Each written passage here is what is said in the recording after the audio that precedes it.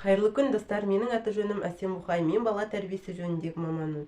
Бүгін бала тәрбиесі жөнінде айтайын деп тұрмын. Қандай да бір бала тәрбиесінде өзіңді тәрбиелемес бұрын баланы тәрбиелеу өте қиын деп айтып жүрмін. Бүгін сол ата-ана кей жағдайда баланы тәрбиелей алмайды, бала бізге тәрбие береді. Керісінше бұл қалай? Өйткені бала қандай бала негізі алып қарасақ, бала шынайы, өтірік айта алмайды, береді, ала біледі, сұрай біледі, шынайы эмоциямен өмір сүреді екен.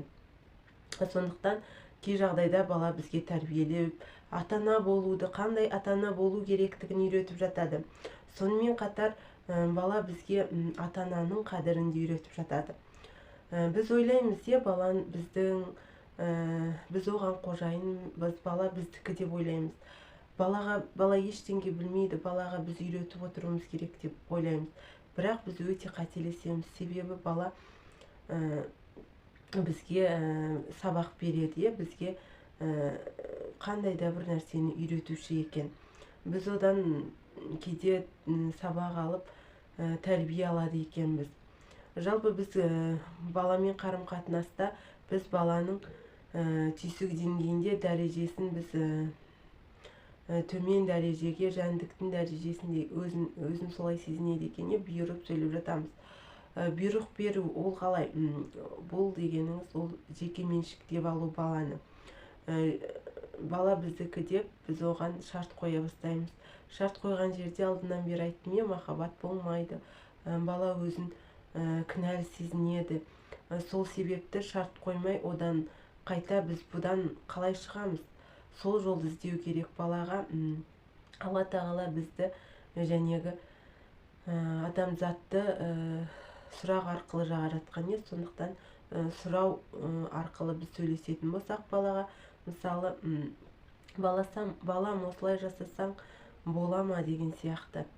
Осылай жасасаң қалай болады? Маған көмектесе аласың ба? Деген сияқты сұрақтармен қоятын болсақ, міндетті түрде бала өзін өмір сүріп жатқан бір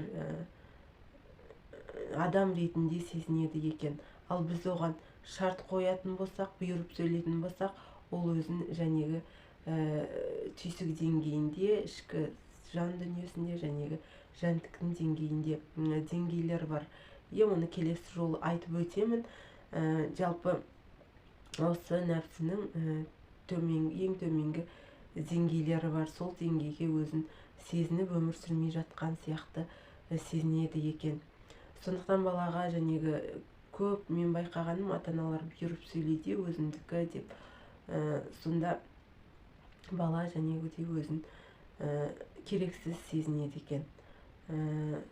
Жалпы менің ақпаратым ұнаған болса, маған лайк басып, комментарий жазып қойыңыздар. Рахмет.